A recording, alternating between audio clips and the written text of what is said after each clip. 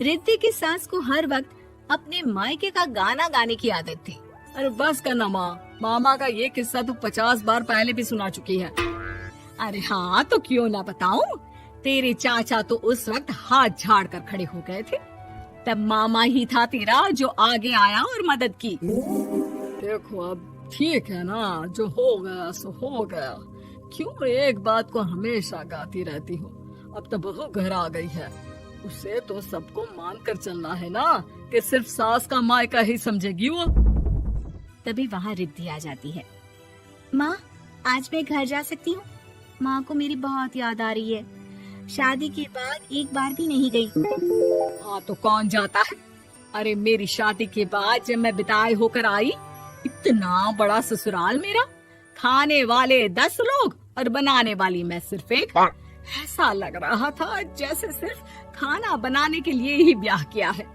वो तो मेरा भाई था, गांव से एक काम करने वाली चाची को भेज दिया जो मेरा हाथ पटाती थी, और उसको पैसा, खाना, कपड़ा, रहने के लिए कमरा, वो सब किससे दिया था?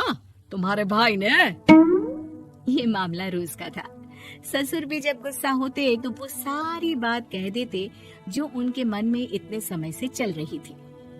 मेरा भाई, भाभी, भतीजा, भतीजी सब छुड़वा दिया। मैंने जीवन भर सिर्फ तुम्हारे परिवार वालों से निभाया, लेकिन अब भी चैन नहीं है तुमको। बहू के सामने सास को लगा कि उसकी बेइज्जती हो रही है।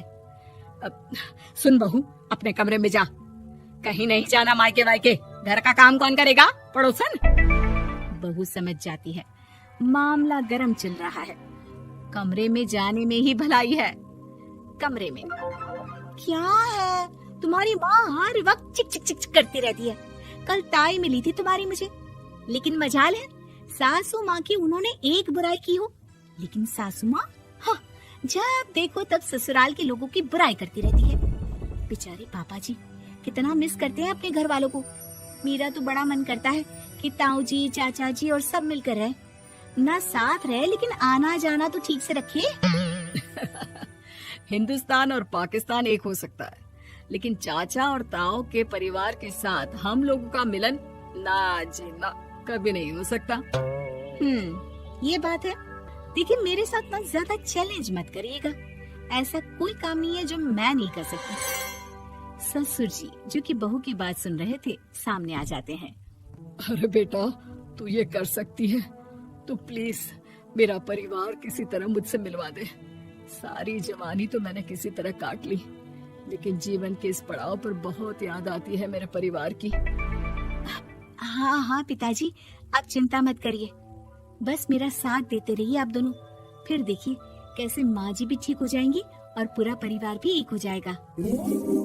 थोड़ी देर बाद बहू सामान लेकर घर से निकल रही होती है कि मना किया था ना तुझे मायके जाने के लिए, फिर क्यों जा रही है? बहू कुछ कहती इससे पहले ही बेटा बोलने लगता है।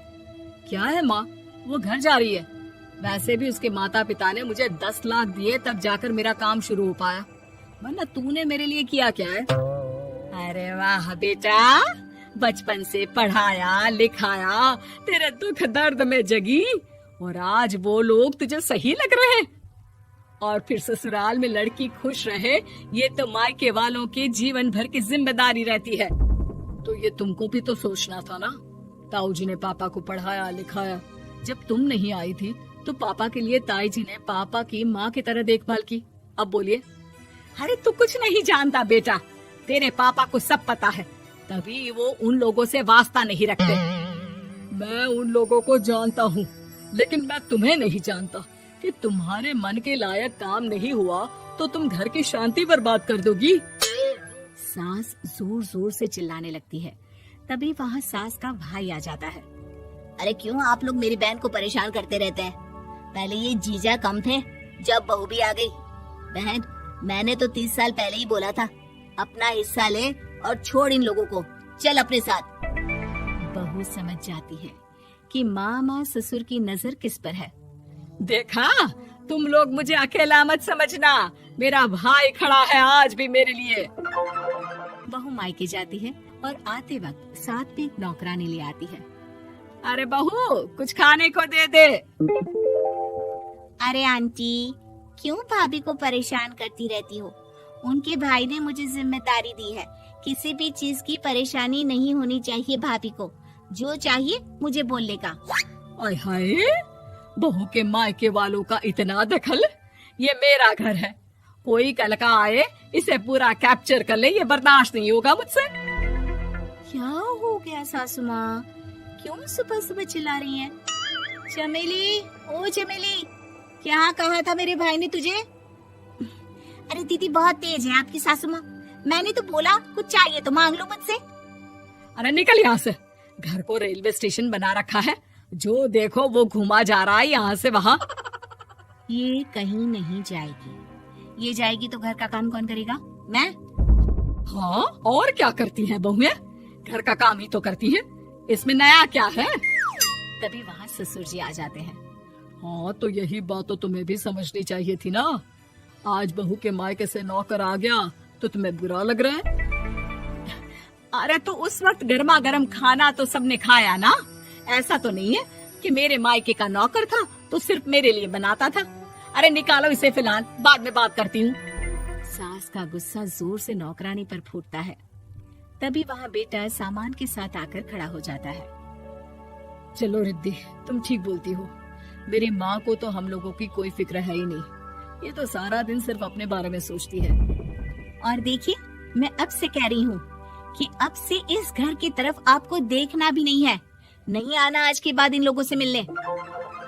हाँ हाँ, बस कभी कभी दिन में 2 बार मिलने आ जाओ। नहीं, बिल्कुल नहीं।